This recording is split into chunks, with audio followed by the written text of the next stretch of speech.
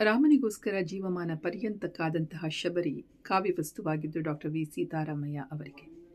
ಆಕೆಯಲ್ಲಿದ್ದಂತಹ ತವಕ, ನಿರೀಕ್ಷೆ, ಪ್ರತೀಕ್ಷೆ ಇವೆಲ್ಲವುಗಳನ್ನು ಕೂಡ ಅವರು ಕಾದಿರುವಳು ಶಬರಿ ಅನ್ನುವಂತಹ ಪದ್ಯದಲ್ಲಿ ಬರೆದಿದ್ದಾರೆ. ಕಾದಿರುವಳು ಶಬರಿ ರಾಮ ಬರುವನೆಂದು ತನ್ನ ಪೂಜೆಗೊಳ್ಳುವನೆಂದು, ವನವನವನ್ನು ಸುತ್ತಿ ಸುಳಿದು ತನಿವಣ್ಗಳಾಯ್ದು ತಂದು ಬಿರಿ ಹೂಗಳಾಯ್ದು ತಂದು ಬಿಳಿನಾರ ಮಡಿಯನುಟ್ಟು, ಈ ರೀತಿ ಆ ಪದ್ಯ ಬರ್ತಾ ಇತ್ತು. ಆತ್ಮೀಯ ಸ್ನೇಹಿತರೆ, ಡಾಕ್ಟರ್ ವಿ ಸೀತಾರಾಮಯ್ಯ ಅವರು ಬರೆದಿರ್ತಕ್ಕಂತಹ ಈ ಪದ್ಯ ಕೇವಲ ಶಬರಿಯ ತವಕಕ್ಕೆ ಮಾತ್ರ ಅಲ್ಲ. ವಿ ಸೀತಾರಾಮಯ್ಯ ಅವರಿಗೆ ಇಡೀ ಮನುಕುಲದ ಬಗ್ಗೆ ಇದ್ದಂತಹ ಒಂದು ಕಾಳಜಿ ಇರಬಹುದು, ಹಾಗೆಯೇ ಪ್ರಾಣಿ ಪಕ್ಷಿ ಸಂಕುಲದ ಬಗ್ಗೆ ಇದ್ದಂತಹ ಅವರ ಕಾಳಜಿ ಮತ್ತು ಅಕ್ಕರೆ.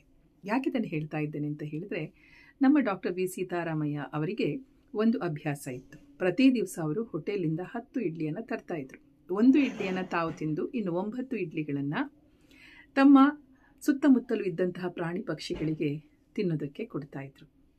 ಹೇಗಿದೆ ಅಲ್ವಾ?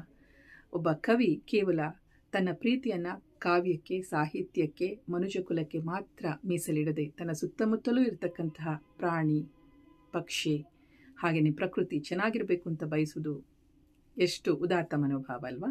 ಆ ರೀತಿಯ ಮನೋಭಾವ ಡಾಕ್ಟರ್ ವಿ ಸೀತಾರಾಮಯ್ಯ ಅವರದಾಗಿತ್ತು. ನಮಸ್ಕಾರ.